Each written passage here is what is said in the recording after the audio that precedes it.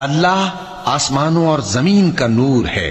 اس کے نور کی مثال ایسی ہے کہ گویا ایک طاق ہے جس میں ایک چراغ ہے، اور چراغ ایک قندیل میں ہے، اور قندیل ایسی صاف شفاف ہے کہ گویا موتی کا سا چمکتا ہوا تارا ہے. اس میں ایک مبارک درخت کا تیل جلایا جاتا ہے، یعنی زیتون کا، کہ نہ مشرق کی طرف ہے نہ مغرب کی طرف. ایسا معلوم ہوتا ہے کہ اس کا تیل خواہ آگ اسے نہ بھی چھوئے جلنے کو تیار ہے. بڑی روشنی پر روشنی ہو رہی ہے.